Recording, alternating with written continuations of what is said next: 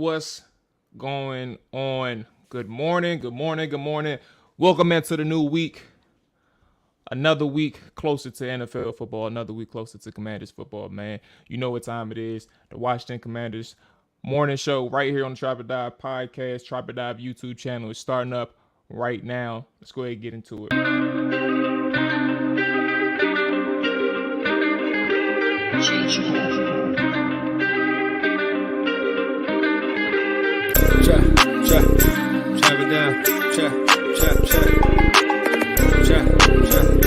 Chop it down.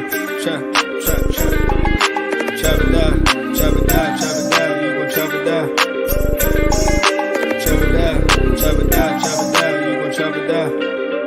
I just appreciate everybody watching. Watch him throw the ball. We gon' pick it off.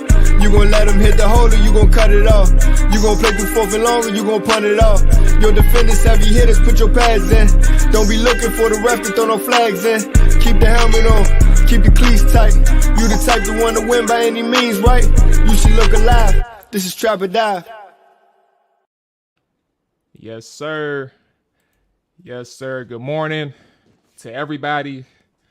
I hope you all had a great weekend. You know what I'm saying? I hope everybody is locked in and ready to make the new work week a positive one. You know what I'm saying? I hope everybody out here ready to get that money. You know what I'm saying? Because I sure am.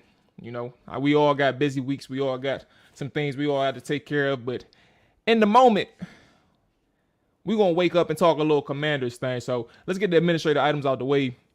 If you are new to the Trap or Dive channel, whether it's Twitch, whether it's YouTube, man, make sure you hit that follow button on either platform. Make sure you hit that subscribe button. You know, it helps the show growth. It is appreciated. We are damn near at 1,000 subscribers, man. That's a hell of a milestone, at least on YouTube. And the support has been always appreciated. So definitely, if you're new, hit that follow button on that subscribe button and keep tapping there, man. Appreciate y'all. Later in the show, as always, I'll be opening up the floor to the viewers. The StreamYard link is in the description on YouTube. It's already right there. So if you're on YouTube, you don't have to search too far. You can just hit the channel description or the video description and hop in at any moment when we get that green light. So the YouTube description has the link to the StreamYard, and you'll be able to check in. And you can talk anything that's on your mind, Commanders related, NFL related. You know what I'm saying? Just to get the juices flowing, get the blood flowing. The football blood flowing, all those things like that. So we can talk about whatever it is on your mind. One more administrative item.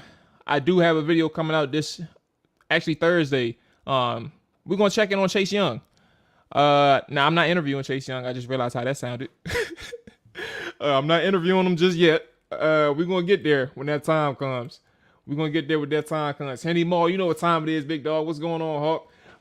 Yeah, appreciate you checking in. Look, we on the way, man. We grinding over here. You know what time it is. But Chase Young video. I'm gonna showcase some of the pressures that he had in 2021. Obviously, a 1.5 sack season isn't, productive enough for anybody. So I'm not gonna sit here and tell you it was a hell of a season for Chase Young, but I do think he did showcase, what he came out on the scene as a rookie. Like, he still showed some of those positives last year. So I'm gonna make sure that we put that out there. It's a 3-minute clip, all film work. I'm not breaking anything down. It's everything for everybody to enjoy. All right. So on the agenda, so we have Carson Wentz conversation. We can't avoid that. Are you concerned with the inconsistencies from Carson Wentz during training camp, whether it's the inaccuracy side, the inaccuracies in holding the ball too long, according to some reporters, but also the inaccurate or inconsistent reporting on Carson Wentz. There's a lot of things to touch on with Carson altogether. We're going to have a conversation on Carson. We got to tap into that. Revisiting Saturday's practice at FedEx. I don't know. It's a few things to talk about. I was kind of torn about, if I should even. There's a couple of these videos somebody put out on YouTube, like the full drives from FedEx Field. I think it's like 2 or 3 full drives. One with Carson, one with Sam Howell, and I haven't even seen them yet. So I don't know what I'll be expecting, but if it's the full drive, at least you'll get some action. But you know, depending on how much time we have, I'll look into that one and go from there. And then we have the good man Felix Tremaio, a 1340 AM Fox Sports Radio. He's been at training camp for the past 2 weeks, man. He will be checking in this morning, and we'll get his takeaways from training camp to this point. Some of the things that he's liking, and obviously with the game coming up on Saturday. We got football, Commanders football this Saturday. He's going to check in with us this morning, and we'll get his takeaways from training camp to this point. Another thing is USA Today's Doug Farrar. He wrote an article over the weekend touching on one stat that matters for every NFL team. We'll tap into what he said about the Washington Commanders, and we may even go full NFC East so we can kind of get a lay of the land for the division in the perspective or the eyes of Doug Farrar. So with that being said, let's tap into our first topic. Let me get my music flowing. You know, I gotta have that thing. I gotta have that thing flowing right quick for me. You know what I'm saying? Okay. All right. So we're gonna start off with the stock reports. Are we gonna do that? Yeah, we're gonna start off with the stock reports. So Ben Standig, I don't even know how I left this one out. So Ben Standig of The Athletic, he wrote a stock up, stock down type of article for the Washington Commanders. And let me make sure.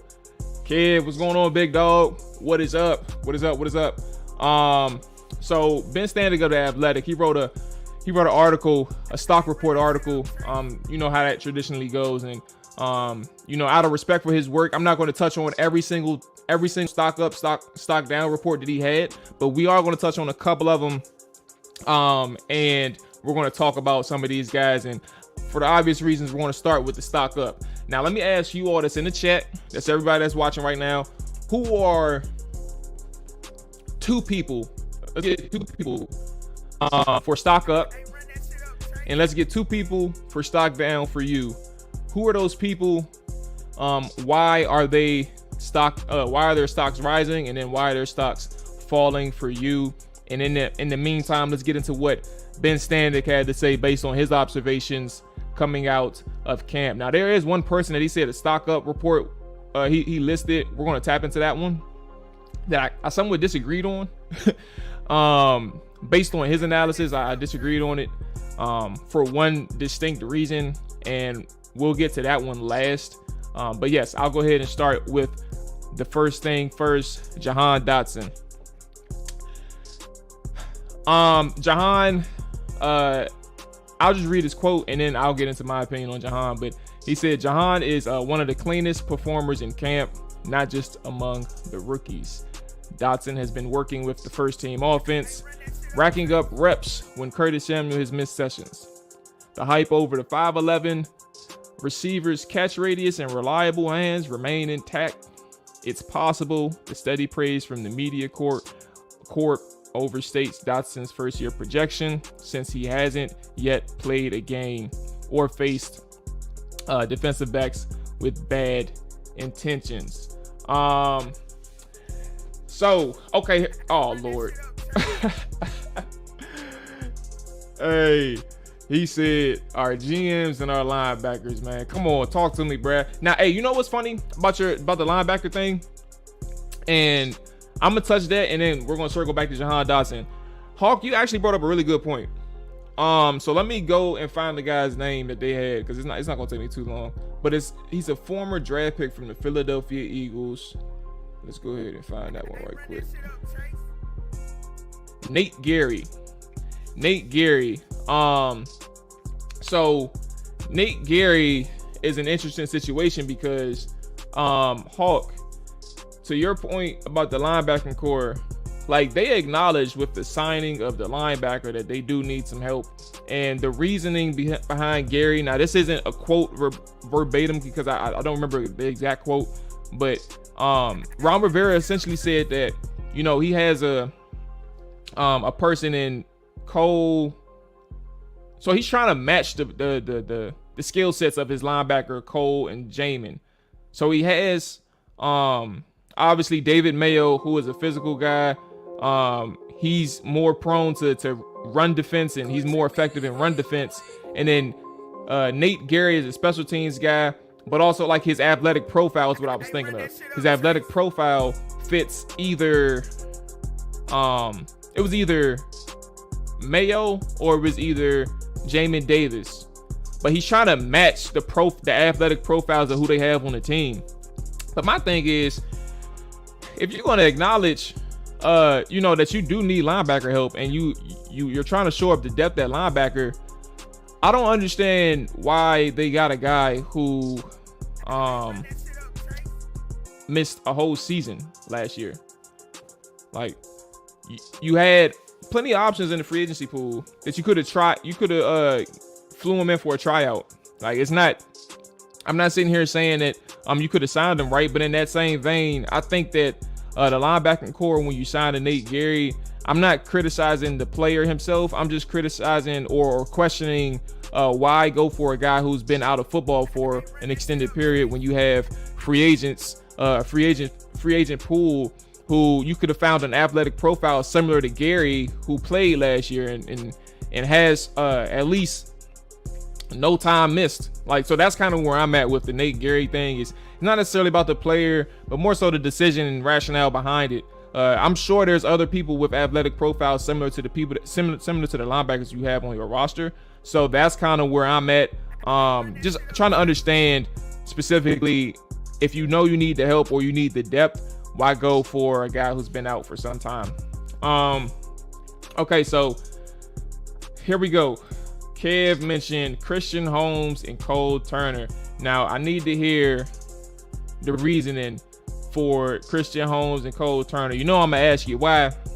Not that there's a wrong answer. Just want to dig into, why you say stock up. Same thing for you, Hawk. Stock up. Why on Jahan? Why on Brian Robinson? So Kev mentioned Jamin Davis is stock down and De'Ami Brown is stock down. Both have been quiet. Let's circle back to, while I wait on those responses, let's circle back to Jahan Datsun. Again, he broke down, one of the cleanest performers in camp, and essentially he's not a rookie. He's playing like he's a veteran in a sense like that. And I agree. I understand where people are coming from. I understand the perception. And I think one of the things that he mentioned when he said, from a media perspective, the steady praise is also maybe overshadowing the fact that, there may be some flaws that we aren't witnessing or we aren't necessarily taking into account, because all we hear is positive. But, that can be a good thing as well. Like, if you're hearing positive from everybody involved and in the know with Jahan Dotson, then you may have an understanding that this is a guy who just gets it. Like, you went for the safe pick in the draft. Like, according to receiver wise, you went for the safe pick in the draft because you knew what he could bring to your team. And I don't understand, or maybe the concern is because there's so much good that he may flop. Sometimes players just don't flop, bro. Sometimes players just don't flop. And I've said for a while that I think that Jahan Dotson is very much capable of coming out the gates on fire. I don't want to exacerbate it, but when I say on fire, I'm talking about in comparison to anybody else on the roster, including Terry McLaurin. I think that Jahan Dotson is a person who can have more chemistry and be locked in more than anyone else when it comes to Carson Wentz trying to find his targets, trying to find somebody that's reliable from the receiving core, or somebody that's more in tune with. I think Jahan Dotson is going to be in position through the way that they can use him to have more looks and have more opportunity with Carson Wentz. So it's going to be interesting to see how they use him moving forward. I'm going to be very interested to see how he performs in preseason games.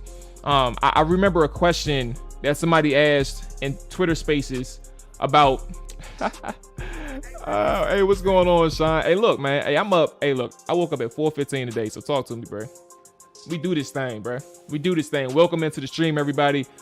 Felix Tremaio of 1340 AM Fox Sports Radio is checking in within like the next 15-20 minutes. We're going to talk to him and have boots on the ground information on training camp and things like that. So if you all have questions for Felix, we're going to make sure that if you even want to pop up and get your question through checking in on the stream, you can do that, or obviously ask it through the chat. We'll make sure you get your questions heard from Felix. So he'll be checking in soon. But back to Jahan Datsun. I just think that there was a concern from people in Twitter spaces, like, should he be playing in preseason, and should the coaches hide him like they did Terry McLaurin? And I think the misconception with that, because of how much we knew to this point that, you know, the coaches knew about Terry McLaurin and they didn't want anybody to see what he can do on the field. Jahan Datsun is a first-round draft pick. You can't hide first-round picks. They gonna play. Think about Jamar Chase last year. Jamar Chase was a dog, and statistically, I think he was probably like a top 3 receiver last year. Play-wise and skill set-wise, he was undoubtedly top 10. So you saw what he did in preseason at FedEx Field last year, dropping passes. He had like 3 drops in the game. A lot of people thought he was a bust because he couldn't catch anything in training camp. He had 8 drops in the regular season. But guess what? He was one of the most lethal playmakers on the field every time he stepped on the field against any opponent that they were on. Like, he was one of the best players on the field, regardless of who the Bengals played. So I say that to say you can't really hide your first round draft picks. So I'm very interested to see how Jahan Dotson looks in preseason, and obviously how it converts into the regular season, man. Because if he continues to at least show consistency, I'm not even saying you got to be an elite playmaker in the in the preseason. You don't have to do that. But if you can show some consistency, understanding the nuance and coverages, when you see a different look from different opponents, you see the man coverage looks, you see how fast the game is when the game starts. I'm very interested in seeing how Jahan Dotson looks. So let's go ahead and go through some of the comments. Again, the current subject right now is stock reports. If you have 2 people to name on your stock up, stock rising, and then stock declining, who are they? Okay. He said, I get it if you're working around this schedule though. Yeah, man. Hey, look, I'm up, baby. I'm up. Hawk mentioned if I had to come around on Dodson, or I had to come around on Dodson, but from what I hear, he might be on the Terry McLaurin tier of receiver. Look, like I said, I think that Jahan is going to be better statistically than Terry McLaurin. I wouldn't be surprised if he starts out that way for Washington. And I've been saying that for a couple months now, and I'm gonna keep standing by it now that, you know, we're getting closer to the regular season and even training camp coming up. Y'all ain't want to hear that. Okay, here we go. Stock up. Brian Robinson is straightforward. He hasn't fumbled a lot in camp, unlike Gibson. Gibson did have a bad day Friday. 2 fumbles, a drop. It's weird that nobody's talking. I've noticed I'm the only one who put out the fact that he dropped the pass. And only reason why I'm harping on that side is like he came out as a converted receiver, or he was a receiver and converted to running back. So like the hands part, I'm not saying he didn't really drop many passes last year. He hasn't really dropped many passes in his career, but the fact that he had 3 specific opportunities for him in the Friday practice were all accumulated in a negative performance or a negative outlook on his practice. That's not necessarily good. So that Friday practice, Alex, wasn't good. I'm very interested in Brian Robinson, and I can't wait to see where Felix's head is at on Brian and his outlook on how productive the season is gonna be if Brian Robinson is playing well. And that's actually going to stem into a conversation about Carson Wentz for me. The run game is for Carson. I think the run game is an underrated aspect, depending on how people are viewing Carson. Because I see a lot of comments about his arm. I see a lot of comments about how strong his arm is. I even seen a comment on Instagram this morning about how at least we got and this is a common sentiment, but like at least we got a guy who can get the ball out there. My thing is, if you all saw, I was going to put this on Twitter, but no point. I'll tell it to everybody on our channel, on our stream.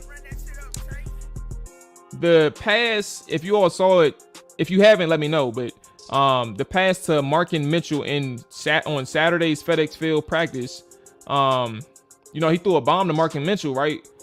But it was underthrown. And in my head, I didn't say this on, like I said, I didn't say it on Twitter, but I'm like, in my head, is nobody talking about the fact that, you know, the pass, like Marken Mitchell beats his man on a post route and it's only him and his man, the cornerback, I mean, the safety that was supposed to be the deep man bit. So he's not even in the play anymore.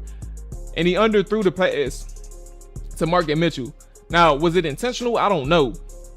Because like the way it fell in the breadbasket for Marken Mitchell, that was one thing. He was able to box out the defender. But in theory, wouldn't you want to hit your guy in stride? I don't think that the fact that he underthrew it and where it landed was intentional. I think it was a coincidence. But nobody's talking about the fact that he underthrew the pass. So my thing is, when we talk about the arm strength and we keep harping on the arm strength or deep passes, I think there's more to a quarterback, and I think we should all know that by now. I think there's more to a quarterback, and to my point about Brian Robinson and circling back to Alex's comment about his stock up, I think that the run game is going to play much more of a factor than we like to imagine, and I don't think that us harping on how effective he is as an arm strength standpoint is going to get it done for a successful season in 2022. Okay. Here we go. Can't put too much stock in training camp, and at least Holmes and Turner have flashed allegedly. Nothing can be certain until they start hitting other people, but in the stock up directional exercise, it's encouraging to hear that both Holmes and Turner have stacked a few days. For sure, man, and I don't know what the status is on Cole Turner. Obviously, we know he has a hamstring injury, right? But in terms of status, I'm sure, I mean, hamstrings linger, but I'm sure, and you know this better than me, Kev, but hamstrings linger, so I don't know if he's gonna be active for Saturday. I hope he is, man. Like the way Ron interpreted the injury on Friday, Turner's hamstring injury was like benign, so maybe he comes back quicker than expected. I think Samus was actually on the field at FedEx Field, if I'm not mistaken, and he had a hamstring injury as well that he suffered on Friday. I'm saying those two injuries are the same, but just saying that if they were both benign as Ron Rivera described it, I'm sure that Cole may be back today. You know, they took yesterday off, so he may be back today. Okay. What up, Rich? What's going on? Good morning, y'all. Okay. Do you think it was really hiding people? I mean, Terry was looked at as a special team, or at least for the first couple of years. Yeah, hey, for sure. Back to that conversation. Because we say hiding because Jay Gruden literally admitted that. Like they didn't want to show anybody what Terry can do. So people who was covering practice, like I was there back when I was covering the team.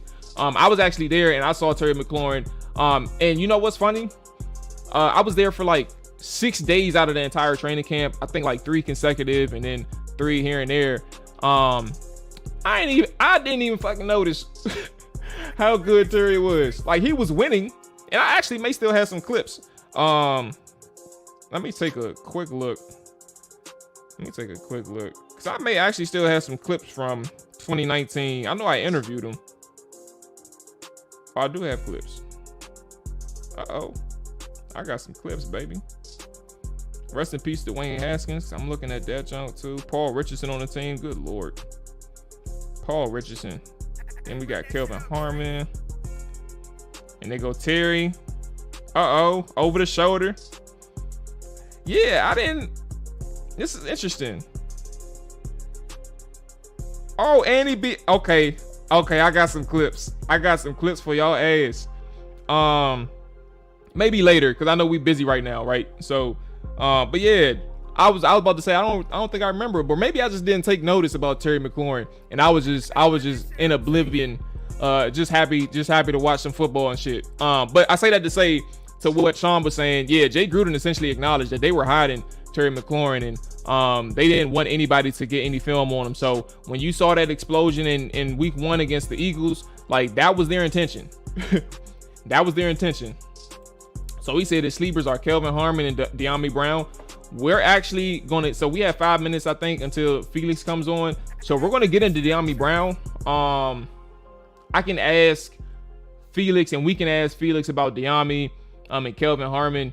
But Ben Standick touched on Dyami Brown, and it's quite interesting, like the angle that he took. So we're gonna talk about Dyami Brown to some extent, and if you all watch that film session, I'm actually encouraged by Dyami, but I mean, he made a fair point, and I don't want to you know, tip the hand on where he's leaning, but you kind of get it.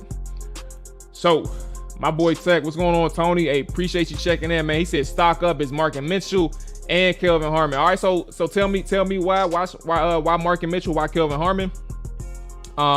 It's interesting though. Kelvin Harmon is in a tough spot. I know Hawk mentioned his sleeper is Kelvin Harmon.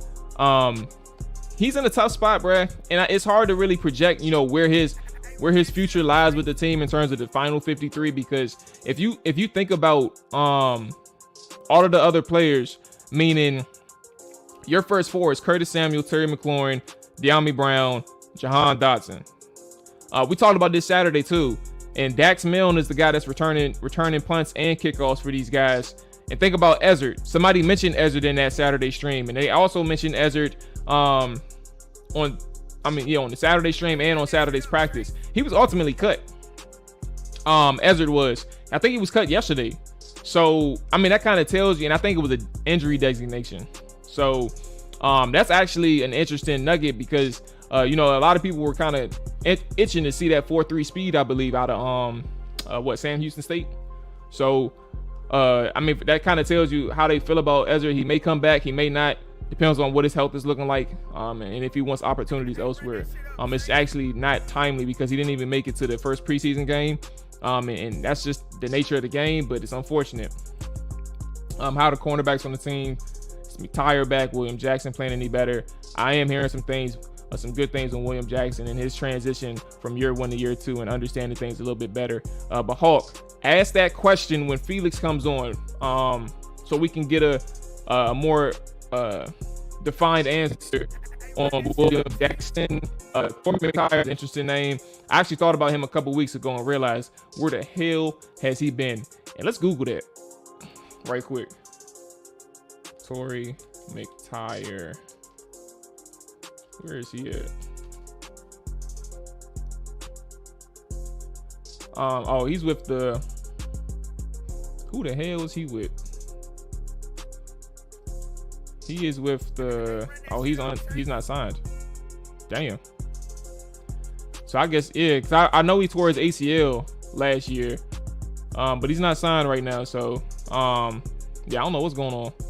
He's only 26, so he has time to bounce back. Okay, here we go. This is the first time I heard about that drop pass. Yeah, hey, look, I brought that thing up Saturday. He had got it open on the route, but it's just interesting because he ain't. Nobody's really talking about that side. It was a bad day on Friday. So I don't know how he bounced back. For those who were at FedEx Field, I know Tony was at FedEx Field. I don't know about the rest of you all. If y'all were at FedEx Field too, but if y'all had an idea of what Gibson looked like, let us know. I'd love to hear it. Gibson's skill set is a must-have for the offense. We need him to be our Percy Harvin, Deebo Samuel. I love the way you said that. Percy Harvin and Deebo Samuel for sure. Percy was a guy who towed it. He towed it for his frame, 5'11", what, like 170, 175. He towed it. They gave him the ball out of the backfield a couple times in Seattle, and Minnesota for that matter. So it was kind of interesting to see how that worked out. At the end of the day, though, it is all on coaching. Mo, with Wentz, there is a reason why the bookies wins was for Washington barely changed. For sure, big dog. Okay. When you put your face on it anymore at Richardson. I think the communication will be the biggest thing for the secondary. I don't think a lot of people understood their positions or wanted them to play them. Not sure which. That's interesting nuggets and agree for the most part. Okay, so let's move on to the next person because you're talking about the secondary. Derek Forrest. Ben Standing mentioned Derek Forrest is a guy with the stock up. His aggressive style flashed throughout the season, throughout the offseason program, and has continued to pop in camp. Forrest has played ahead of Percy Butler. It might be first in line for the Buffalo nickel duties when needed. Now, when we say Buffalo nickel, I mean, I can't wait till Saturday again. That's gonna be our first look at everything. Like, who's gonna be the first out there? I mean, it depends on injuries and things like that. But the way Ron Rivera talked after the Saturday practice, I think that these guys, the starters, are going to see at least a drive or two. So when I say that, I would like to see who's going to be that first look in that Buffalo nickel role. Who's going to be that first look, maybe even at the nickel spot, because that may just be like a true nickel defense with what's his name, Benjamin St. Juste. So that would be interesting. But Forrest being available and having his name pop up a lot, he's an interesting guy. And for me, y'all, I didn't know how athletic he was coming out of Cincinnati, or maybe I forgot, because Derek Forrest, let me pull it up so I can show you where I can tell you. I ain't about to scout. And maybe you all knew this, but Derek Forrest is 6 feet 5'11", 206. Man ran a 4.43 specifically. Bench rep 21 times and had a vertical jump of 39, broad jump 11 inches. I didn't know how athletic he was coming out of Cincinnati, but he was primarily like a special teams guy.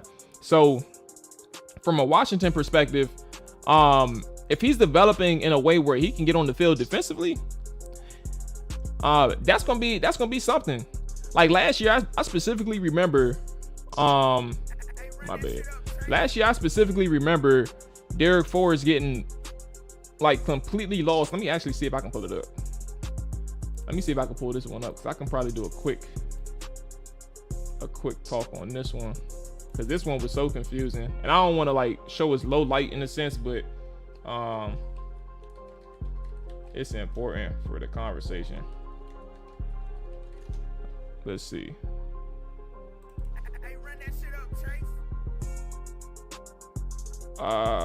Damn it. Oh well. I can't find. It's gonna be a hard search the way I had it structured. But he looked lost a couple times when he was in when he was on the field, and a lot of things were moving too quick for him last year. So it will be interesting to see how he bounces back, especially in preseason, because that'll be his extended time to get reps, get a lot of looks. Because when the regular season starts, it'll probably dwindle down just a little bit, obviously, until they can feel like they trust him on the field to play certain roles. And I think preseason will be a good indication on, how they'll ultimately go about playing Derek Forrest moving on in situational offenses, or situational situations, which I said the same word twice, which is stupid. So Washington go ahead and extend Cam Curl. Another good question. And I think I keep telling you, but it's true. Like, y'all, hey, save some of these for Felix. We can ask Felix these questions too. For me, though, Hawk, and we'll get to the next person, the player that I disagreed with when it came to Ben Standing. Cam Curl is in an interesting spot. And I think that he's in a really good spot for himself, like positioning how he can, parlay a season where he doesn't have Landon Collins beside him, and the coaches are relying on him to make plays, like in a sense of there's not a 3 safety tandem with big names. Like there isn't a Landon Collins around to kind of, overshadow any of these guys. It's Bobby McCain, it's Cam Curl, and it's the rest of them. Percy's a rookie. Derek Forrest is a 4th round draft pick who hasn't yet established himself on the defense or defensively at all. So it's Bobby McCain and it's Cam Curl. Cam Curl has a defined role that he doesn't. First off, he's a draft pick and he's going into his 3rd year. He doesn't have much of a fight in terms of where the coaches want to play him, so he has to get used to that. Landon Collins came in this game, or at least with Washington, with status. He knew that he was a safety. He didn't want to get refined to a box safety. He didn't want to get refined to a linebacker initially, but then he found out. My bad, yo. But then he found out hey man, if I'm going to get on the field, if I'm going to be effective, I'm going to make sure that I put some tape out there that the coaches can trust. And it worked out for him ultimately when he just stopped worrying about what he was being labeled and said, fuck it, let me get on the field, let me ball. So back to Hawk's question, should Washington go ahead and extend Cam Curl? I don't think that they should do it right now, as in August 8th, 2022, but they can do it around October or November of 2022. It ultimately comes to how is Cam Curl looking early on in the season, but it will be more beneficial for them to sign and extend him now, to have him under the books, especially if he's performing the way they want him to and they trust him moving forward. Cam Curl can be, I wouldn't be surprised at all if he gets extended before the season is up. And I'm saying for my final prediction in terms of if he gets extended, it would be November. You don't want to go into the offseason having that man on his fourth. I mean, you can. It's not going to be too harmful or too impactful, but you don't want him really going into the year 4 with an uncertainty with his contract and things like that. So for sure, yes, they can go ahead and extend Cam Curl, but I don't think August would be an ideal situation or ideal time to do it. I think they need to see more because this is a big year for him. Year 3 is big. He doesn't have Landon around him, so you kind of have to get a picture of what he can do for your team with a more an increase in responsibilities. I think that's the best way to kind of identify that. So, okay, Brian Robinson looked good at open practice. All right, y'all, so let's go ahead and transition to Felix Tremaio. He just tapped in. Let me cut that music off right quick. Let me cut that thing off right quick. Boom, and get our guy Felix in. Let me get this thing situated. Boom, boom. Oh, Lord, I put the 6 thing. There we go. There we go. What's going on, big dog? How you feeling? I'm good, man. How you doing today, man? I'm all right, man. I can't complain. Like I said, everybody, Felix has just checked in 1340 AM Fox Sports Radio. Felix has been down at training camp reporting on the mob, Washington Commanders for the past 2 weeks. This a new background, man. I'm used to seeing you at Ashburn, man. Yeah, I guess school has started up, so you some things have changed a little bit. Yeah, I got to be at work at least the next couple of days, but I'll be back out there. But this is the office, the work office, so gotta do what I gotta do sometimes. Absolutely. So look, we're going to start a little bit broad here, and then we'll narrow some things down. Just your overall thoughts, like I guess to kind of help you out too. I guess we'll say, let's see some of the people that have stood out to you in training camp. You can name like your top 3 to kind of start this thing off, and then we can also get down to the people who have been surprising you in the opposite way. You're a couple of people that have named you that you wanted to see a little bit more out of, and you haven't seen it to this point. So I guess we'll start there. What are some of those observations in that regard? All right. If I had to pick an MVP at camp, it would probably be Kendall Fuller, and Kendall has been so impressive during camp. He's been physical. He's been breaking up passes. He's in zone. He's just on his keys. He's just everywhere. So Kendall Fuller for me would probably be the MVP. Charles Leno would be right behind him. Charles Leno has looked everything like a left tackle wants to be. I mean, anybody who's gone against him has gotten nowhere near the quarterback. I mean, he is just walking people out. Like they just dance and they just go out to play.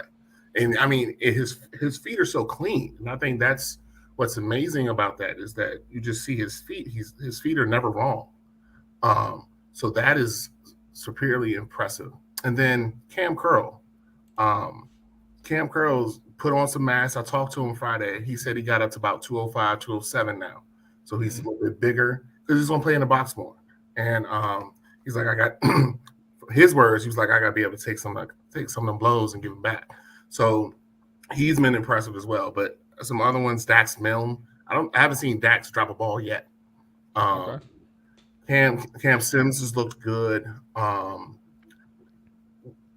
Casey Twohill's looked good. So there's been some studs there. Now on the opposite end, What does I need to before see? we get to the opposite, because you Oh, okay. actually brought up a good point with Dax, and I want the people to kind of understand the situation with the receiver room, and then we'll transition to the opposite side. Oh, What no is problem. your thoughts on Dax and his transition? I guess this is year 2 for him. So his transition in terms of making things shake for him outside of just the receiver position. And there's a lot of people that focuses on Cam Sims. Obviously, I'm a supporter of Cam, but obviously there's other people behind him. Kevin Harmon, at one point Ezard, who was released with injury designation recently, so we can kind of scratch him off for now. But what's your opinion on how Dax Milne has developed in finding a role, multiple roles for this team, and trying to make himself a staple in this on Washington Commanders team? His leap from year 1 to year 2 has been impressive. He looks so much smoother in his breaks and his releases. Like I said, he hasn't dropped the ball. I mean, he's catching everything. And I think his versatility, because he's going to be your backup in the slot, but they're also using him on kickoffs and punts, which leads me to believe that they really like him because he's the first one out there taking those kicks. So Dax has gotten a little bit bigger. I think his little frailty playing at BYU, he had to add some muscle, which he did. But his footwork is what has impressed me the most. He's just getting in and out of breaks, and he's finds where he needs to be to make himself available to the quarterback. So if you look at the room, you have your starting 3 with Samuels, Dodson, and Terry. They're locked in. Then Diami is the one that's kind of question mark because he hasn't practiced in a week. And Dax is doing great. Cam Sims is doing great. Kevin Harmon's doing great. So now whatever's lingering on with Diami, and they're not really being forthcoming with that. If he's somewhere in La La Land, he might get put on IR for a little while, and that might be your 6th. And so that room is highly competitive, and I think what fans are going to be like, well, we don't know these people, they're not big names, but they all have a role, and they all are impressive. They all have speed, and I think outside of Cam Sims, all of them can really fly. And Cam is just a good possession, strong receiver. He's gotten bigger and stronger each season. So we do have some questions from the chat, and we'll get to them. Hawk, I see you, and I know I think Hawk, you asked a couple, and I think Sean asked one. But Felix, look, we get to the opposite side. Where are some people who, for you expected more out of, but it just hasn't come to fruition just yet? I'll give you 2, and they're both on the offensive side. Andrew Norvell. I expected more out of him because he's a solid veteran, but he's been a little, I don't want to say shaky, but he hasn't been as strong as I want him to be because Charles Leno is absolutely strong. Chase Roulier is working himself back, and you expect him to be good, but we gotta be strong at that guard, and he's just been underwhelming. And going against Jonathan Allen will do that, but there's been so many times that Jonathan Allen has just picked him up and carried him to the quarterback. I mean, just literally, let's go on this walk. Here's the quarterback. So that's a little troubling for me. And I think maybe as a vet, he knows where he needs to be for week 1. But I want to see more out of him. And Antonio Gibson, and the inconsistency of Antonio Gibson. He looks better. There'll be days where he's moving great, and then fumble the ball. He had 2 fumbles on Friday. I mean, just bad fumbles in goal line. But in between that, he had a tough catch. He ran in for a touchdown. So it's the inconsistency because there's a loaded group behind him of all true running backs. He's the only one that's converted. Everyone behind him is a true running back. So out of Gibson, it's just more consistency. Stop fumbling the ball. Like that, you just can't do it.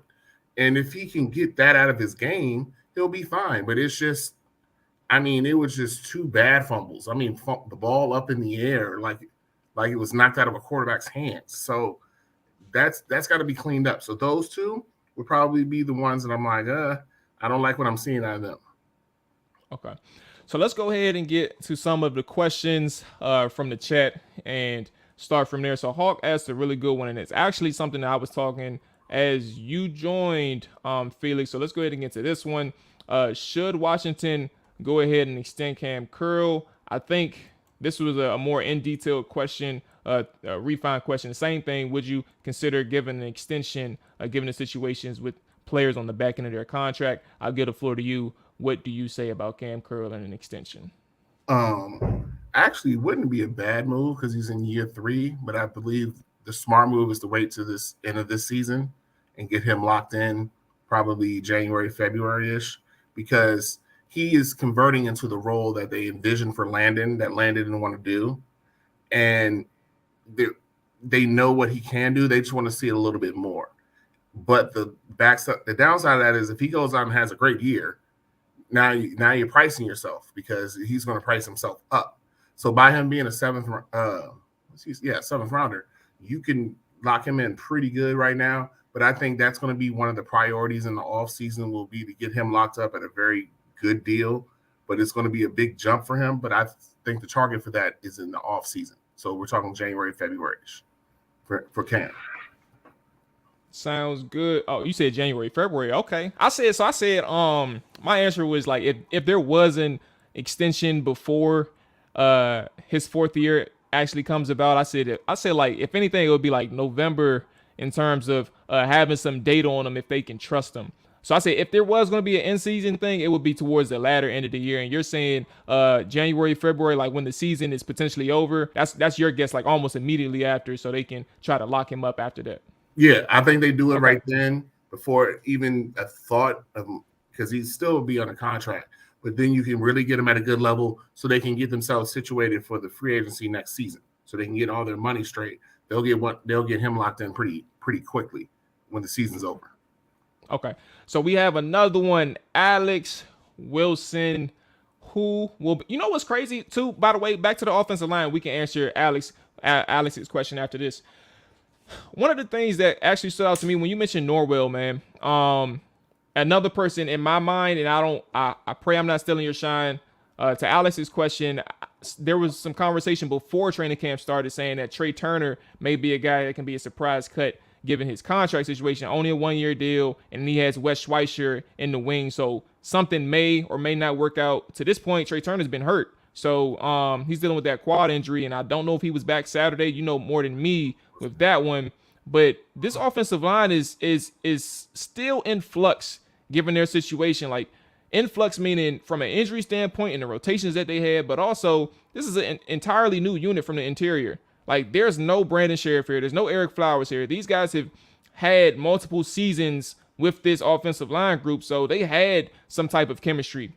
Sam Cosmi's by himself on the right side. He's the more him and they're the more cohesive unit on that side of the ball. But this offensive line is somewhat outside of the coaching, which is important. But from a player standpoint and a chemistry standpoint, we don't know what we can kind of expect from a new unit with these guys. So you mentioning your opinion on Andrew Norvell, who is one of those people that you would have expected more out of to this point. It's interesting that you noted that because this offensive line, and I don't want to exacerbate the issue, but it's something where it's like, it's not too surprising that they haven't put it all together yet. And that's kind of where I'm at with that one. I don't know how you feel about the offensive line altogether. You make a good point. It's a lot of moving parts because Chase Roulier is coming back, but he's not doing team stuff yet. They're gonna be very careful with him. He's your anchor. Wes gives you versatility because he can be the center, which he was when Chase was out. Then he can move to right guard, and he can move to left guard. So Wes is your flexibility. Cosby and Leno are your bookends, which is great. So you got those two good. Trey is going to be a concern soon, and he could be a casualty. And it depends on how Sadiq Charles comes back from his injury. He got hurt last week. Sadiq had played a lot at right guard, filling in for Trey Turner, and it looked well. He's better inside. He was like Flowers. He needed to move in. So if he can come back healthy, then Trey Turner, you're kind of looking at like, do I really need him? Because now you'll have Roulier, Schweitzer, Norvell, and then Ishmael he's to say I didn't like Ishmael. He's gotten better, bigger, because he was small. He was real small. Uh-huh. So now he's gotten bigger.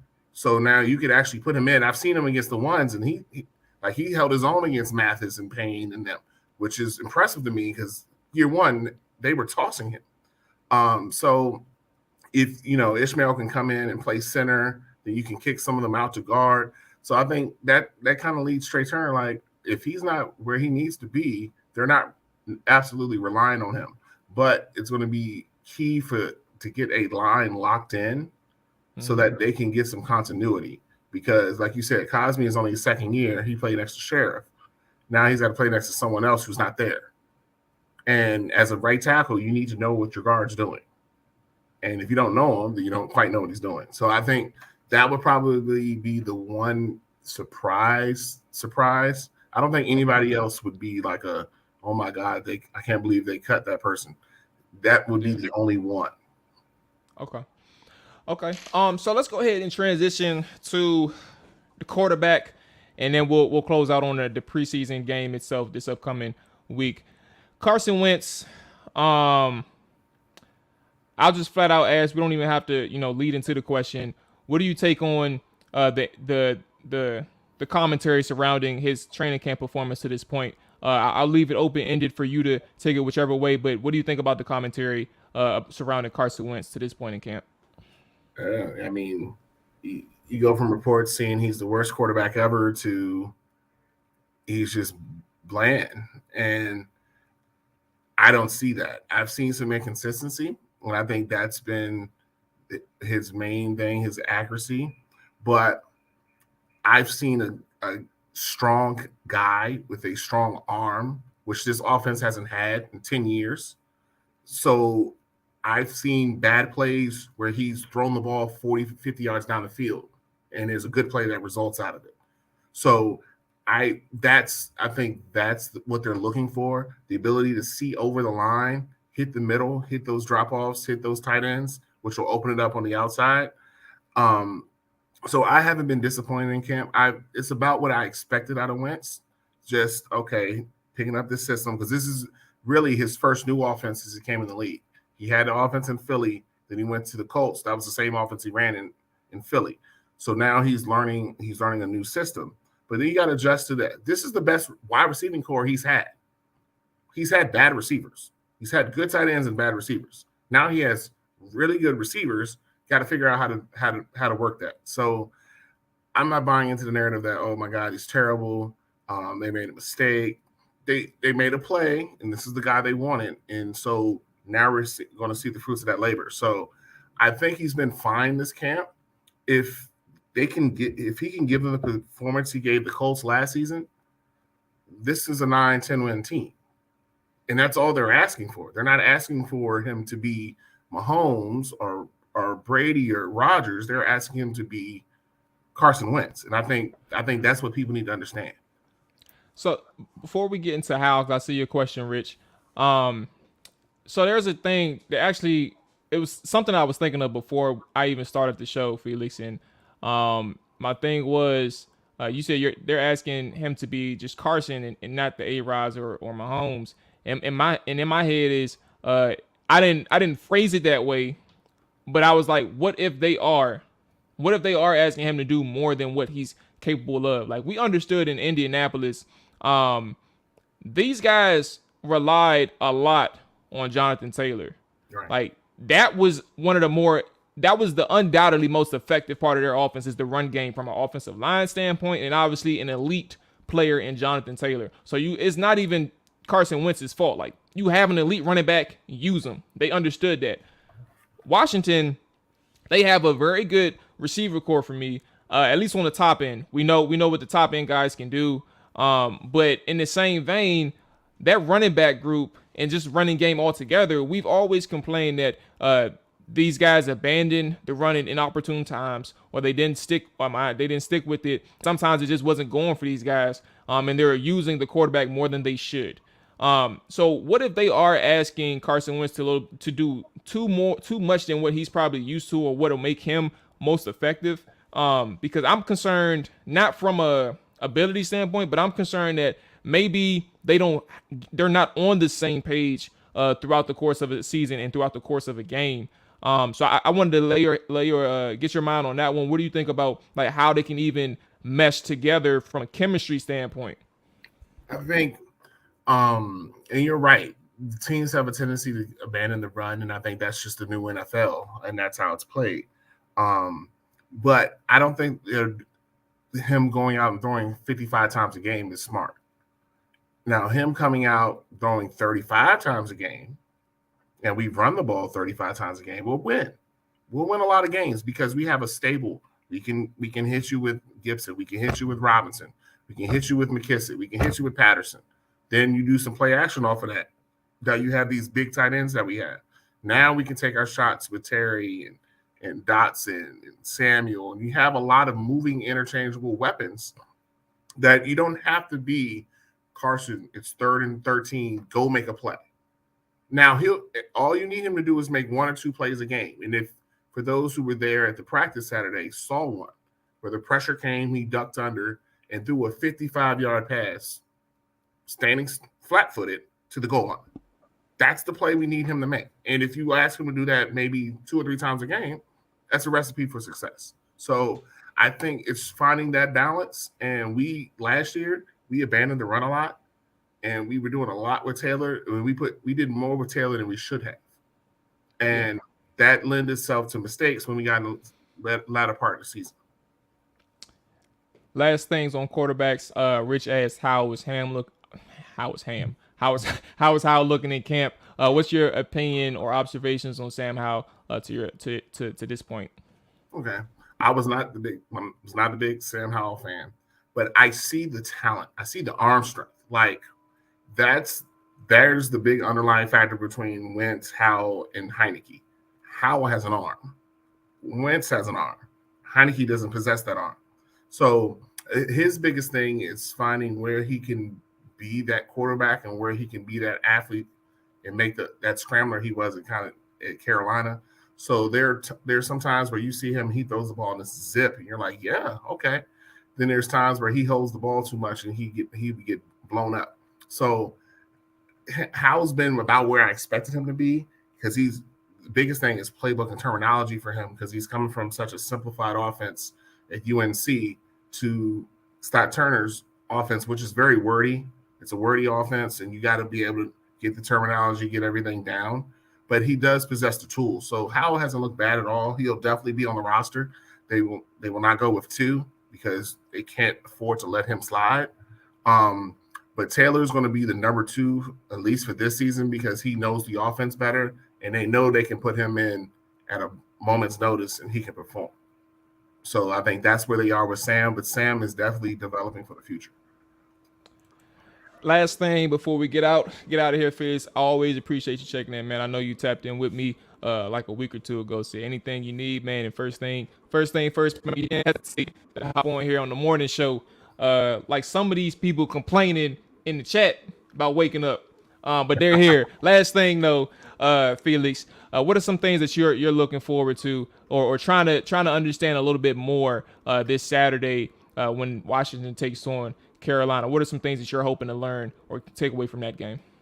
Well, I want to see special teams. Special teams is my key of who's those fringe guys they want to keep. So who comes out on that first kickoff? Who comes out on that first punt? Those are the ones that I'm like, okay, this is who they're leaning towards. So I want to see that. Second, I just want to see how the defensive line plays together. If they play together, they can dominate. If they play as individuals, they can be beat. So Carolina is not the best team. They're going through their flux. They got a quarterback concern issue. They're kind of rebuilding. They're in flux. So if that's the case, the first teams need to come out and look impressive against that, and then go sit down. And then let Howell get a lot of snaps. Let some of these young guys get a lot of snaps so they can burn a little bit. But that's what I want to see. I want to see who's on the specials, and then I want to see the first team, especially that defensive line, do their job. And if they do that, then I'm good. Big dog, appreciate you checking in. Let the people know where they can find you, see your work, everything that you got going on, Felix Tremaio. Let the people know what's going on. You can find me at Blessed Commander on IG and Twitter. You can find me at 1340 AM Fox Sports. You can find all my work there, all my content there. I got a couple. I'm on a Washington Rap podcast and a couple podcasts here and there. So anytime, check it out. Follow me. I follow back. I answer questions. I was arguing with a guy last night about Jamin Davis. for like 2 hours, and I'm telling him All what right, I talk to us right quick. Yeah, what do you see, and what you could give a bullet point thing on that one. What's your thoughts on Jamin?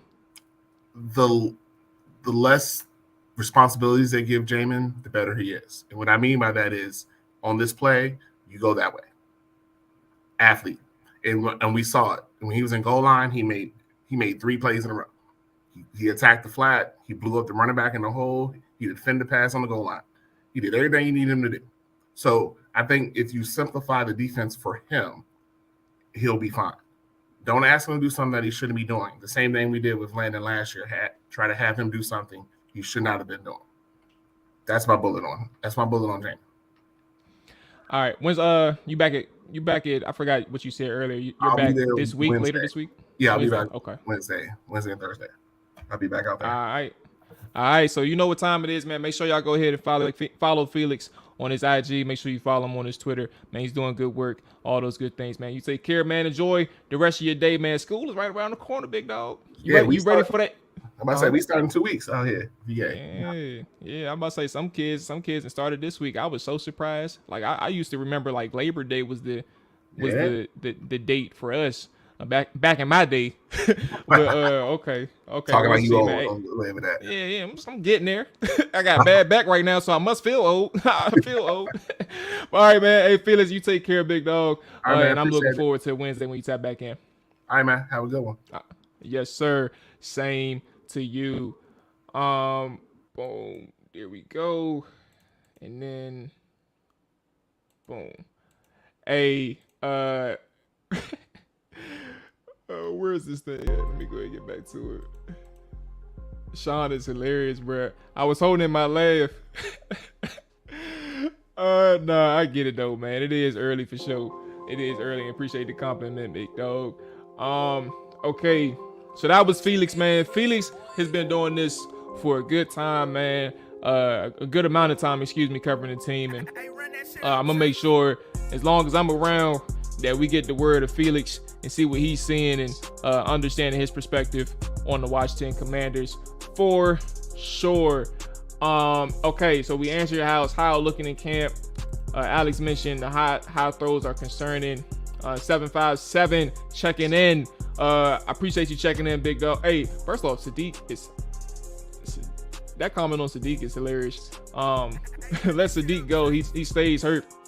What's funny is he's actually one of the few who ain't been hurt to this point of training camp. He's been filling in for a lot of the interior linemen because of the, like we talked about with Felix, the moving in and moving out of these guys, like the inconsistent lineups. Sadiq's been the stopgap.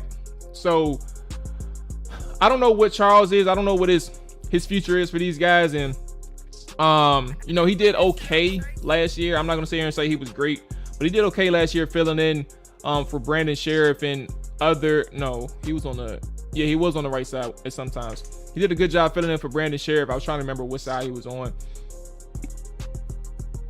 I think that may have been the COVID game or something like that. So, we'll see how that goes. I think you'll know a lot more in preseason with Sadiq Charles and how he's playing and how coaches are understanding his development. Because I think he was 2020, so he's in his third year, just like Antonio Gibson, or third year. I can't count. Okay, Sean said UNC guys rarely translate at any position, unfortunately. Now let me point you to a guy in Denver. Hold on, let me find it.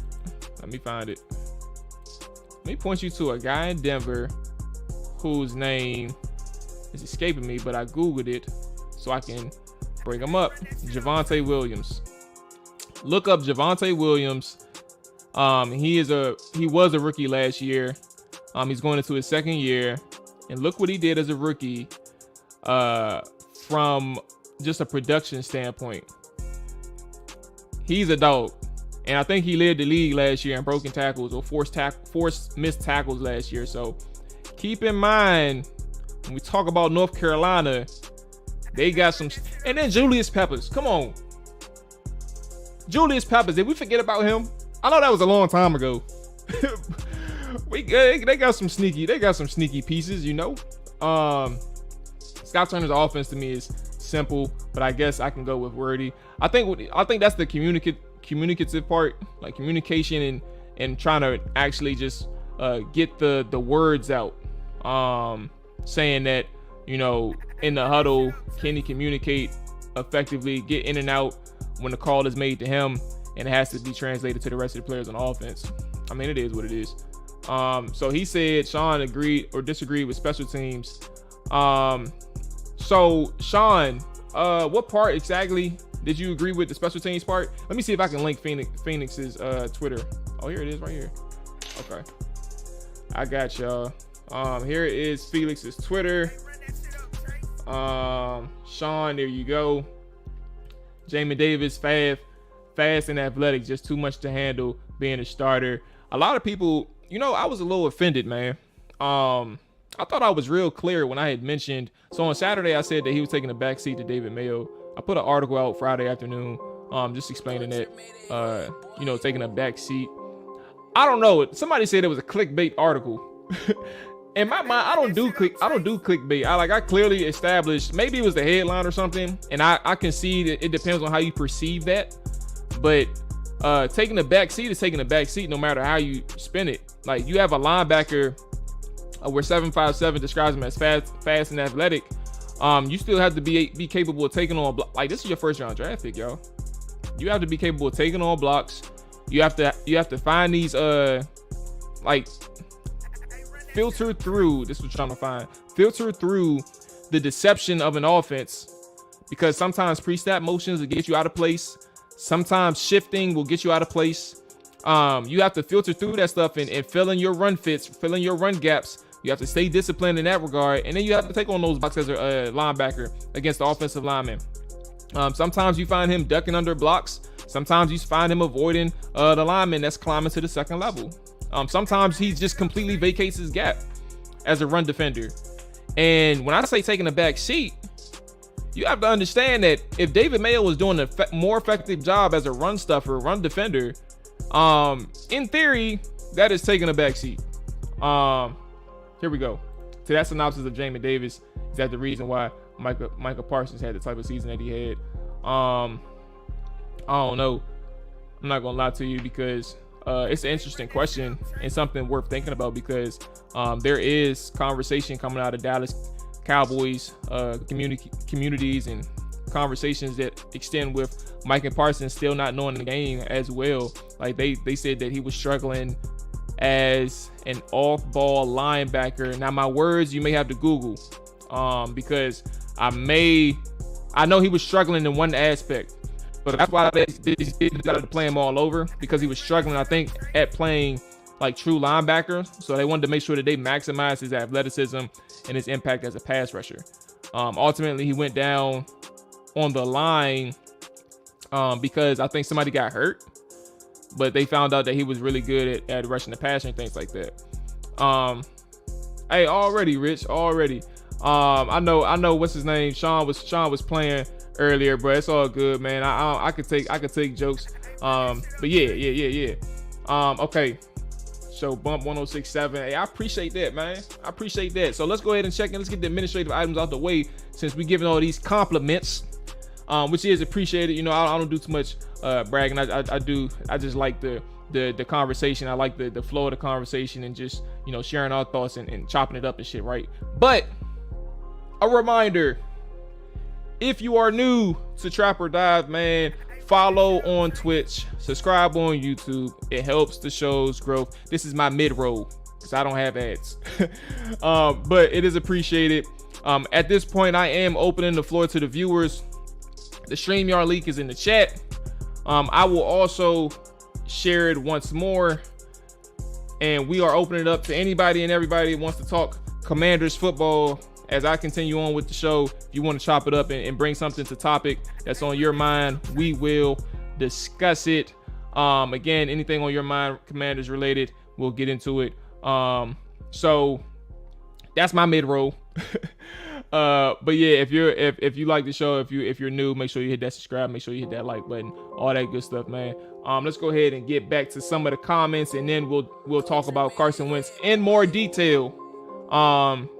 And then close out with the Doug Farrar article, which is interesting. Something we already knew, but some stats in detail we need to be reminded of, because this defense is there's a lot of good conversation coming out with this about this defense. Okay, so let's go ahead and get back to he has some good insight for sure. Bro, do one of these shows later in prime time or something though.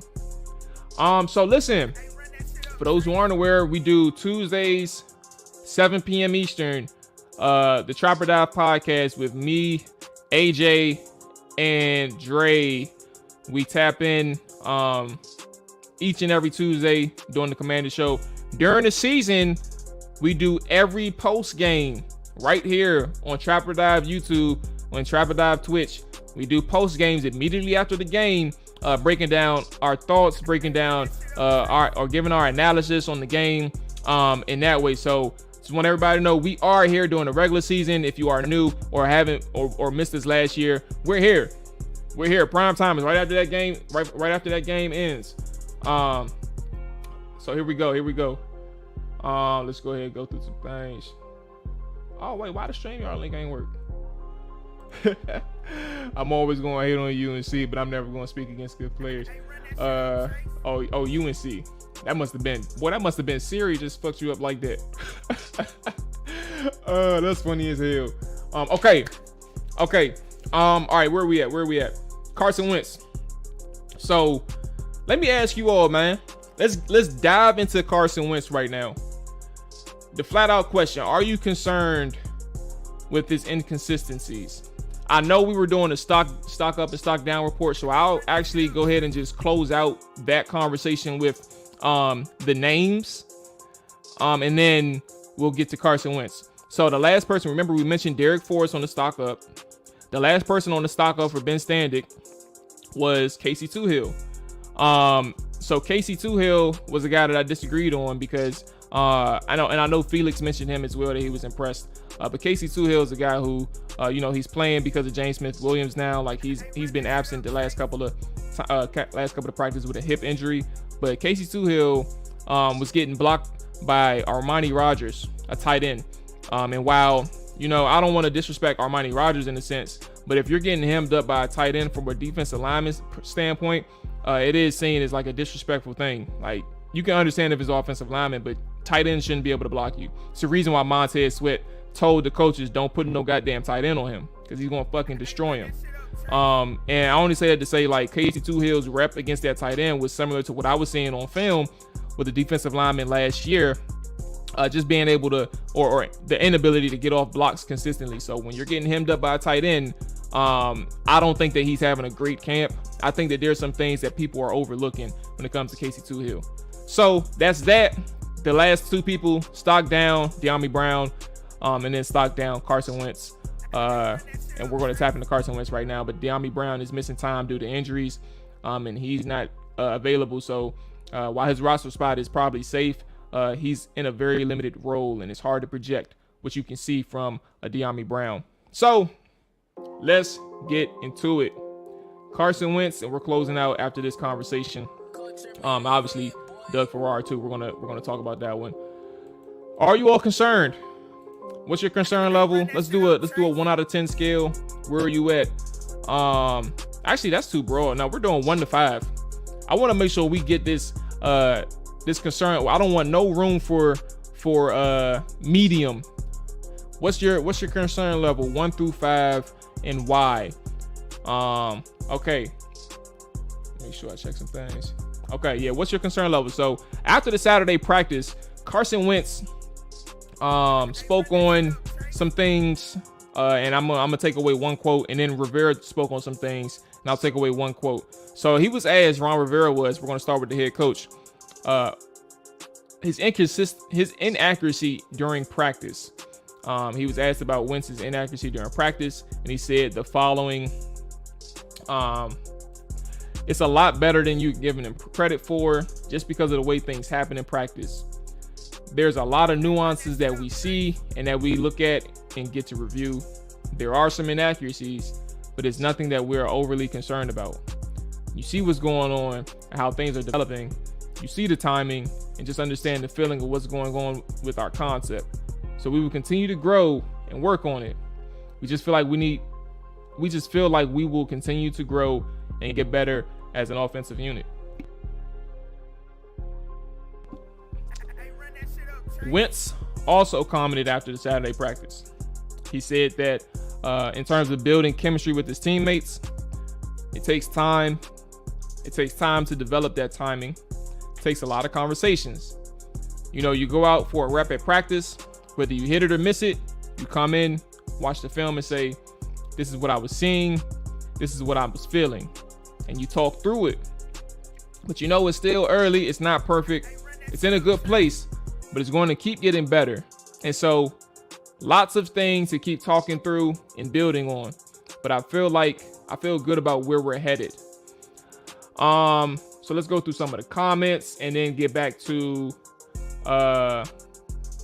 damn it. He said, how cool though? How only cool because you're on the mob. But yeah, all right, here we go. He's like my homies from Northeast and Brooklyn already. He's in a new offense, new personnel, not worried yet. I think he will be okay if he can stay healthy. I appreciate the bump. Casey Twohill. Hey man, look, all I'm saying, and I'm gonna get to this point with Carson Wentz too. And I'll break that one down. So Sean mentioned he noticed I haven't seen shit on the defensive line or the linebackers. Any thoughts on that? It's one of the best post games usually, but I don't watch. I usually don't want to hear both games, and y'all know why. All right, so here we go. Oh, Duke guy, that's why. I knew it was an underlying reason. I just didn't know. It makes sense. Okay, so listen. Here's the thing on for me with Carson Wentz and to 757's point, Casey Twohill. I'm gonna be honest, and I'm not. It has nothing to do with me. It has everything to do with the inconsistent reporting on players altogether. And here is my opinion. I just believe that many, I'm not going to say all, don't know exactly what they're looking at. And that is the root of the issue with a lot of things. And when training camp comes out, you hear all these things like blanket statements on, you know, like, especially if you're not there, it's hard for you to get a detail or accurate description of what's going on. But that's why you always hear a lot of, I like what the offense is doing, or I like what the defense is doing, or I'm concerned with the defense. It's hard to like fully understand what communication looks like. It's hard to fully understand what individual assignments are looking like. It's even hard to tell based on like Rivera, and I'm gonna give him credit. Wow, I gotta give him credit, and then I gotta, you know, discredit or give him a knock as well.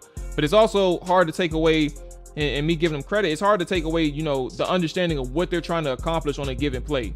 You don't know what they're trying to do. You also don't know who's at fault on a particular route. You don't know who's at fault on a line, the offensive line in the trenches. Who's responsible for executing or communicating on a stunt call or a stunt recognition? Who messes up on defense? Like if the pressure isn't coming there, like there's a lot of, like, one of the things that I hear a lot, that I just genuinely get confused about is when people say, I'm not concerned with the offense. The defense is supposed to be ahead of these guys in training camp. Let me ask you this question. Why? Can you tell me why the defense is supposed to be ahead of the offense in training camp?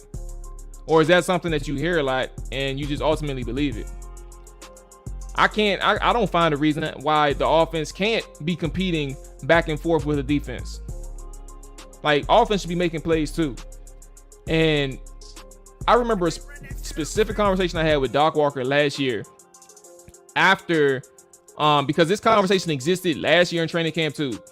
And everybody was saying how dominant this defense looked, how great this defense looked in camp. Like, they're whooping ass. And it ultimately led and inflated the opinion of or expectations of what this defense can do. And when training camp started, when preseason games started and the offense is still struggling when we're supposed to be going against teams that aren't Washington's great defense, we're trying to figure out what the fuck is going on. I asked Doc Walker, bro, are you concerned with how this offense is performing? Because anytime they get on the plus side of the field, they're not executing on third downs. They're not scoring. They're not getting in the end zone. None of these things. And this is with Ryan Fitzpatrick at quarterback, a quarterback who also didn't play as much as he should have in a new offense. Doc Walker says, man, I ain't worried about nothing. On his French Montana shit. Like, he didn't care. He wasn't concerned at all. And I to this day, I'm trying to figure out the right way to say this. So, because it's not meant in a disrespectful way. I just think to this day, man, some people, and this ain't intended, again, like, because I know I mentioned Doc Walker. I just asked him after the first preseason game. He said he wasn't worried. But I'm like, if you're not looking at the ineffective, like, portions of an offense, like, if you're not looking at how they're moving on third down, how they feel in terms of chemistry with players, if you don't understand or at least see that part and say that you're not worried, like it's automatically going to click when week 1 starts, then I have a hard time understanding, like are we really evaluating this team properly? So I'm on a tangent right now, but I'm telling you all, when you hear about consistencies or inconsistencies, or when you hear these broad statements, you have to understand, like, do they really know what they're looking at? And when a defense is dominating an offense, especially an offense when a defense is supposed to be dominating an offense because it's training camp, why are we believing that? Why are we repeating that? That shouldn't be the case. This should be something where they're going back and forth. They understand things like, would you say a Tampa Bay team in the last 2 years, would you say that, would you be okay with the fact that a Tom Brady led offense is getting their ass whooped by their defense because it's supposed to happen? Would you say that? I wouldn't say that shit.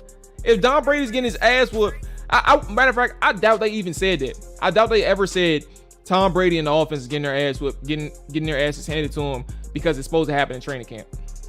No, bruh. Tom Brady is smart. Tom Brady is a veteran, bruh. He will dice your ass up. And let me ask you the same thing about Green Bay. Let me ask you the same thing about Patrick Mahomes. Now, Patrick Mahomes may be a little different, but you get my point. Like, offenses are not supposed to get their ass whooped just because it's training camp. And I circle all this back to say, I don't know if everybody is understanding what they're seeing. So when you hear reports about how a defense is looking good, or how an offense is struggling, or even how an offense is having their good days, which is, understandable. I just think we have to take things with a grain of salt, but also understand that when you hear about inconsistencies from the quarterback, that is more noteworthy than anything else. That is more noteworthy than anything else. Because if he was cooking, again, think about Tom Brady, think about Patrick Mahomes, think about Aaron Rodgers, and all these other quarterbacks. If the quarterback was cooking and looking good, which he was in mini camps, don't forget that existed. He was looking really good in mini camps, and the reports were coming out that he was looking really good. Why is he struggling in training camp? You have to take all these things into account. So I just want everybody to be on notice, man. Are you concerned with Wentz's inconsistencies? My answer is, I'm not concerned because this is the quarterback that he's been. But I just want people to understand, if you thought that he was more, or because of how things ended in Indianapolis, where, a lot of people piled on him, like continued to pile on him. Like, if you think that was something where it was too harsh, that's one thing. And I can tend to agree with that. It's probably too harsh. Like, what's done is done. But if the bottom line issue was about, you couldn't trust him on a week in and week out basis towards the latter end of the season, which was a conversation, then you have to take into account that existed in Indianapolis, that also existed in Philadelphia. So I'll pause right there. I'll check in with some of the comments, see what we got going on. I'm gonna then circle back to the issue that I took with Ron Rivera's statement as well. So yeah, here we go. Let me scroll back up. Doesn't matter the name. if there's inconsistency, you need to be concerned. Another big issue we're not hearing is about the disruption on teams versus teams. To answer your question, I'll be real quick with this one. Defensive line and linebackers. I did like Jonathan Allen is a dog. In the one practice that I saw, and Felix pointed out because that was his observations over the past 2 weeks. Jonathan Allen has been cooking. That hasn't changed. That's accurate. Even the day that I was there, he was winning on his bull rushes. He's working on, like, I think he's trying to perfect a particular move because it was something that I noticed on film that he did actually during practice and when he beat Andrew Norvell. It's like this. It's not a bear hug, but it's like it's a point where he's trapping the offensive lineman on his body, and because he has so much power and force, it's hard for the offensive lineman to really defend against it in a sense. Like I said, I don't know what it's called. I don't know what that move is called, but he has a variety of moves. But he's working on some things, man, where he's driving the quarterback to the court. He's driving the offensive lineman to the quarterback. So Jonathan Allen is good. Montez Sweat has been good. I think he's working on some rushes too. He's working on his speed rushes. I know that much because he's picking on Sam Cosmi, I would imagine, to that extent. So that's as far as I can really tell you with the defensive line. I was only there for 1 day. Linebackers, that's whatever. We'll see some more in training camp. In preseason games. All right, so here we go. Let's go ahead back down. Like, is nobody really beating nobody consistent? Is nobody really beating anybody consistently? 3.5. Ron and company make it sound good to the media, but we lack talent. Don't see a deep playoff team. Both coordinators are on the hot seat to me. The season goes crazy. Who trusts Curtis Samuel? I do not. I need to see him stack days together. It was good that he practiced on Saturday, and I think they were actually saving him to make sure that when FedEx Field came about, that he was actually available to the fans, because I'm sure he wanted to make sure that all the fans got to see Curtis Samuel. So that was that. Okay, here we go. Samuel, Paul, Richardson. You know what's funny? I was actually pointing this out in a Twitter Spaces, maybe last week. Let me see. All right, Paul Richardson. Paul Richardson played 5 years in the NFL. He hasn't been on the team actually since his time at Washington. Paul Richardson had 48 catches for Washington for 500 yards, 10 yards of reception, 4 touchdowns. Let me tell you what Curtis Samuel had in his one season with Washington. He had 9 targets, 6 receptions, 27 yards, 4 first downs. I want you all to know, when we do this Samuel with Paul Richardson thing, y'all are extremely discrediting the impact that even Paul Richardson had on his offense. Like, he even played more than Curtis Samuel, and he was hurt. So just keep that in mind too. Paul Richardson did more than Curtis Samuel did, or has done to this point in terms of an average. So unless Curtis Samuel breaks out for like 1,000 yards and 1,600 all-purpose yards this year, Paul Richardson is even better than Curtis Samuel. Like, we gotta reshape that.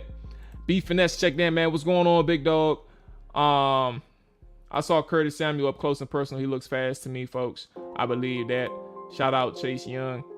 Staying hours after scrimmage, signing the autographs, chopping it up with the fans. I actually saw a video of that or something like that. Somebody said like it was like 30, 45 minutes after practice, and he was just chilling, signing those autographs and taking it with folks. I sure hope Curtis Samuel comes back whooping ass and taking names for sure. Now, I want people to know, when we talk about Curtis Samuel, I've seen people on Twitter getting so upset that, we're acknowledging the fact that he's hurt. Like, who the hell says don't be a fan later or keep that same energy if Curtis Samuel, if we're upset that Curtis Samuel isn't around? Like, all I need is consistency, stacking practices, stacking games together. We need that. So the energy of keep that same energy or don't be a fan later is just completely misguided, man. It's not even fair to the people who are actually interested in seeing more from Curtis Samuel. Like, there are genuine people out there who are very interested in seeing Curtis Samuel succeed, but they're just having a hard time coming to grips that he's unavailable. I'm not worried about Carson. He's learning a new offense. I didn't say anything about that for Danny, but I did for Jeremy. Okay, I'm following. I'm mostly worried about the gym. Okay. I missed the past 3 minutes because I had to do something else, but just going through the comments. Yo, sometimes life has a way to humble your ass. Hopefully Wentz sees this and uses this chance to get back and be a top quarterback in the league. That is facts. 100% facts. Let's put it up. 8 wins or more. Let's put it up. 8 wins or more or less. So where are y'all at? We're going to check in. I'm not going to hold anything against you all right now. Where are you at right now before the preseason game started? Is this a 10-win team for you all? Or we're talking about sub 500? Where are y'all at with the win amounts? B Finesse said if we don't win at least 10, we have to look at this coaching staff with the confused look. Hey, look, I'm already looking at the coaching staff with a confused look. But I will say this one part. After watching this defense over the past like 2 or 3 weeks, like film wise, I'm more encouraged now.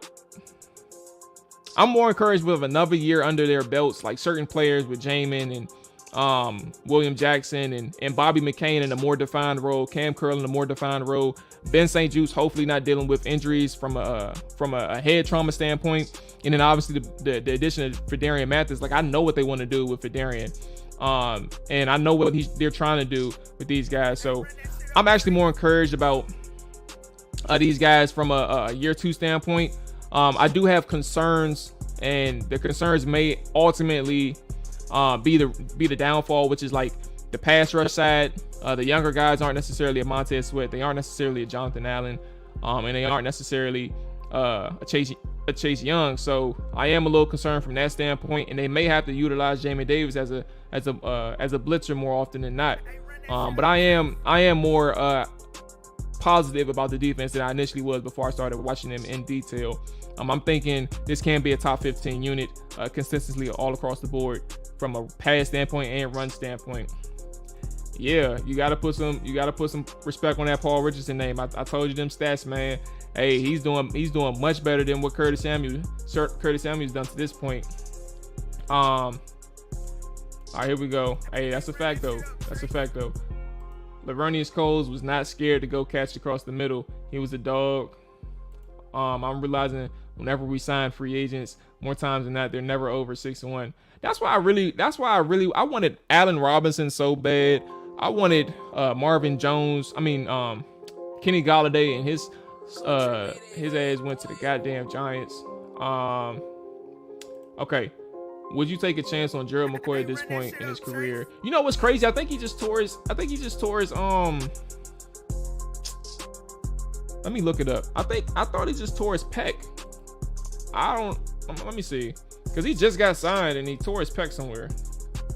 McCoy injury. So Gerald got suspended last year for 6 games. Yeah, he suffered a ruptured right quad. And that was 2020. Let me see if there's more detailed injuries for him. So yeah, 2021. Season-ending left knee injury. He was hurt. We all know he's a good player, but at this point, what is his age?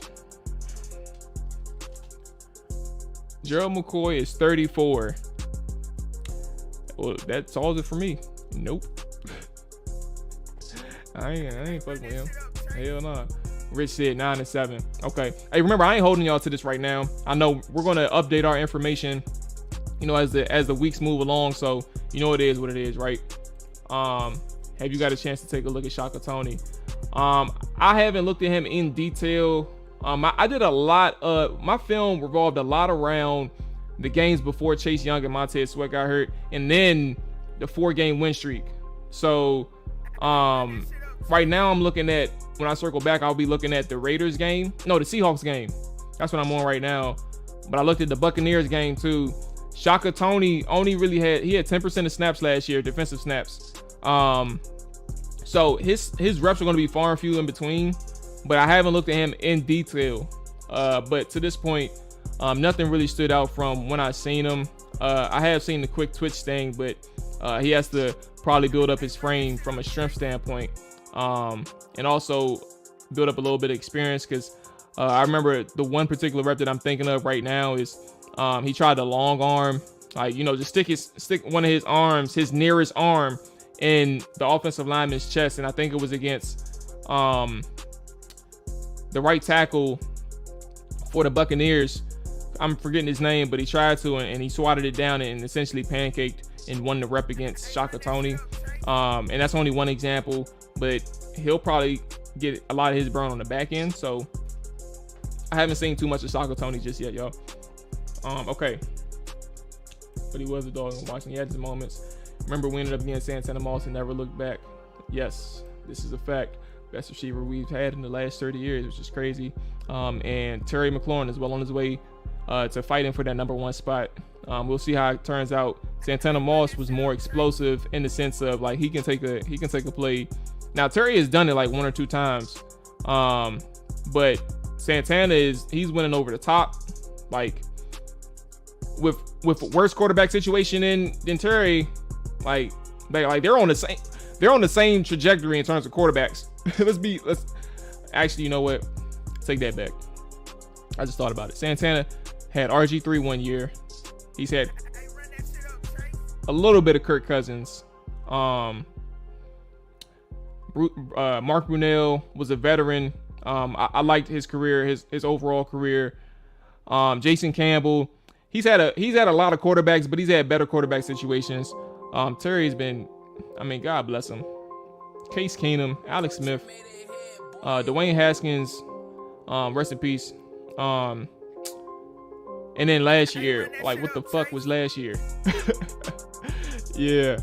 He had a much better quarterback situation. Garcon was cold too. Mark Brunell, Jason Campbell. Yeah, y'all calling it out. Yep. So that's kind of where we are with that.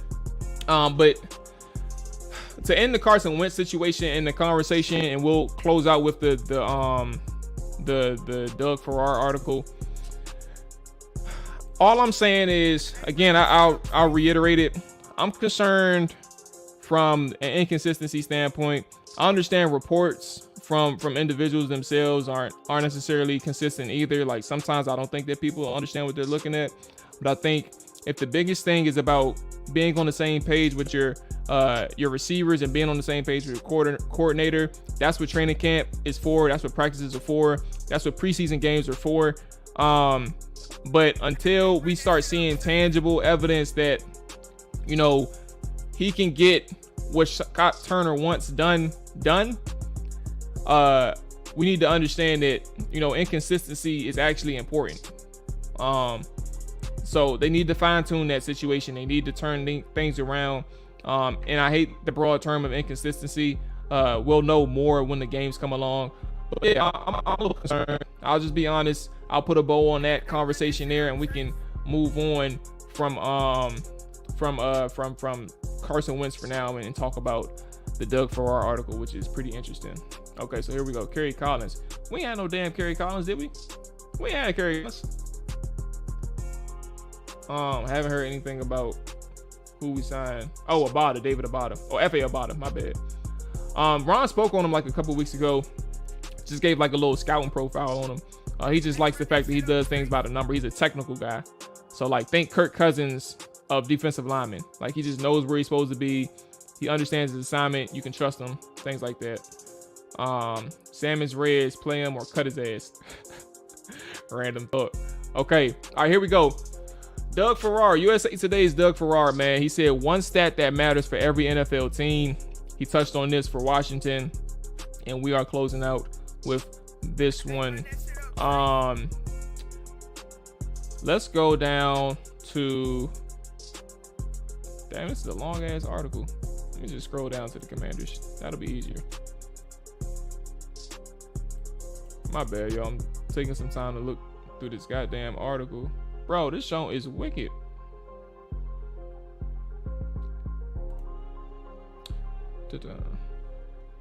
With Madden coming out in a few weeks, what are some trade cuts, free agent grabs you would make before the season start or your first franchise season? Hey, do y'all be doing the online franchise? And if y'all do, what system are y'all on? Cause I've been out of the game for like two years. I used to run them Jones. I ran Madden leagues for like 10 years. And eventually the game started. It was too much. It was terrible. Like I got fed up. I found Call of Duty again, and I said to hell with Madden for like 2 years, and I said I'm about to go ahead and get on my Call of Duty grind again. But what are y'all like? What system are y'all on? Cause I damn sure I loved the Madden franchises when I played. I done had I got like 6-7 rings, bruh. You know what I'm saying? Maybe even more than that. Okay. So let's get to I got the number up. So remember the article is about one stat for every NFL team. Washington Commanders, the number is 34. And I'll go as follows. I do not think that the Washington Commanders defensive coordinator Jack Del Rio should lose his job because he's a wingnut. I have no interest in cancel culture. However, I would say that the Redskins football team, Commanders, all right, whatever. All that stuff. He says that the Redskins might want to review Del Rio's employment status because of this. He took a completely stacked roster onto the field last season and put forth a defense that finished 27th in DVOA. But wait, there's more. Washington's pass defense, even with the addition of stud former Bengals corner William Jackson, was amongst the league's worst in 2021. The defense ranked 28th in pass DVOA, and the playbook Del Rio had didn't seem to benefit anybody, with coverage busts all over the place. So there was last season he said no defense allowed more passing touchdowns to interceptions than Washington.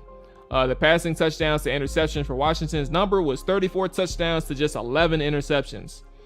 The defense also allowed over 400 catches on 597 attempts for 4,500 yards with a completion rate of 67 yards per attempt. 67% completion rate and 7.6 yards per attempt.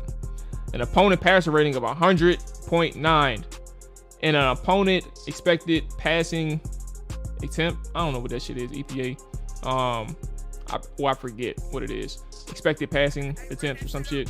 67.9. Accuracy. Damn all. Of 67.9 expected passing accuracy. Okay. The other teams hanging around the bottom of these defensive metrics are the Jets, Jaguars, and Lions.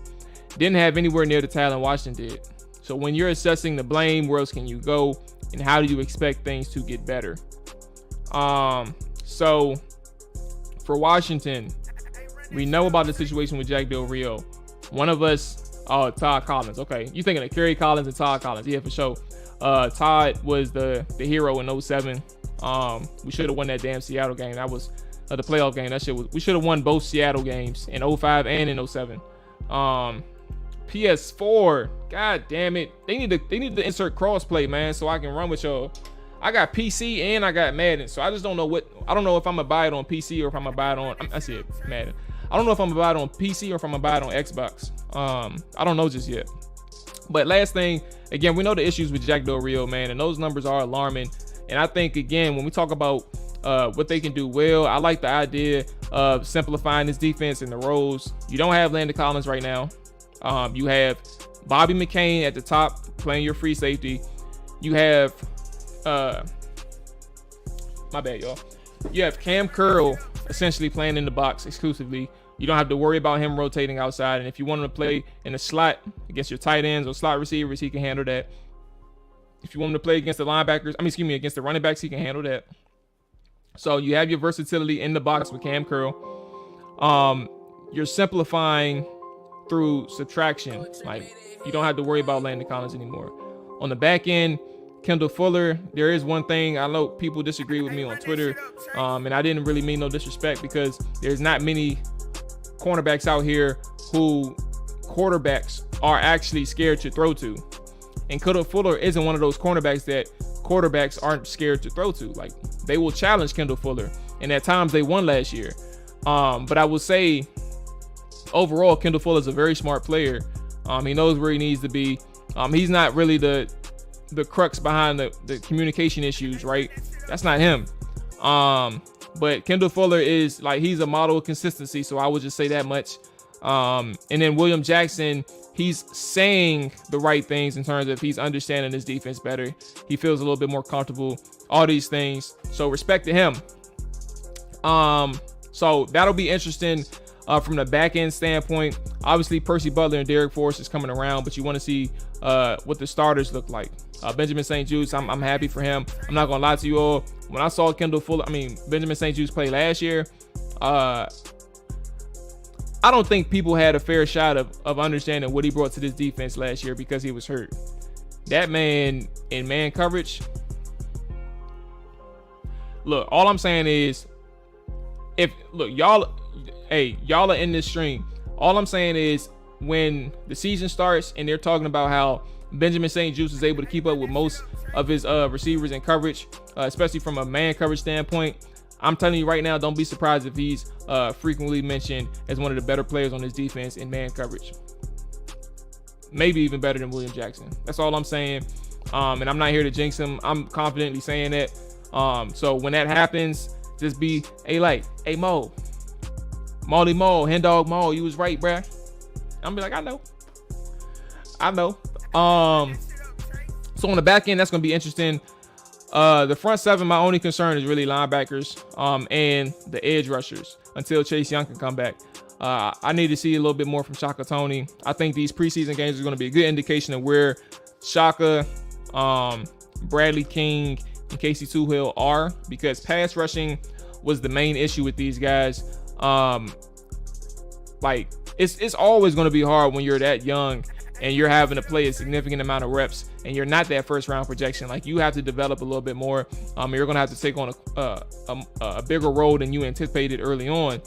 But Ron Rivera likes to believe that the role that they took on last year was a positive one in terms of their development. So maybe like their lessons learned from last year converts into understanding how to become a better pass rusher and being more effective against the quarterback and stuff like that. So edge rushers and linebacker depth is probably my biggest concern defensively. And for Jack Del Rio, in a situation where we're talking about hot seats and things like that, definitely wouldn't be a concern in terms of his off the field comments. In terms of off the field comments, we all got issues with that. Most of us, I don't know about everybody. I'm not gonna speak for everybody. I definitely had an issue with that shit. And in terms of on the field, I think the biggest concern for him is that, like, you can say whatever the hell you want off the field, right? In terms of how you feel about politics in this world, but at the end of the day, you got some nerve to say some shit that you said when your team and your defense was one of the worst defenses in the NFL last year. And it started off historically bad. So you got some nerve to say the shit that you said when your house ain't even kept up right. Get your shit together, buddy. So hot seats are, I don't think he's going to get fired in the season. Unless, again, they start off historically bad. Then maybe he gets fired. But after the season, you're looking at a situation where if he doesn't perform up to par, man, Ron Rivera's gonna have to make some tough decisions. And that's not, while the topic is on defense. Look, I don't think that's an untouched item for the offense, even Scott Turner. And for the sake of this show and for the sake of this conversation, we're not gonna touch on Scott Turner. But I don't think any of these coordinators should be safe because they have the pieces to execute. On defensive side, you have the talent, you have the first round talent, you have some of the smarter veterans that you can have for defense. And then on the offensive side, you have a lot of versatility. So how do you use it? How do you scheme? How do you coach these guys to be where you want them to be? All that stuff is important. All of that stuff is important. So yeah, man. That's going to wrap it up for this episode of the Washington Commanders Morning Show. Hey, I appreciate all y'all that locked in, man, from the start, even throughout the show, man. Even some of you all who checked in for a little bit, man, and got on about your day. Hey, this thing is going to live on until Wednesday because we are going to be back 7 a.m. on Wednesday. You know what time it is, man. Tomorrow, in terms of scheduling, don't forget Trapper Dive Podcast. AJ, Dre, and myself, we're locked in. Conversations about the Commanders, anything and everything. We're a couple days. Look, 5 days away from the preseason game, bro.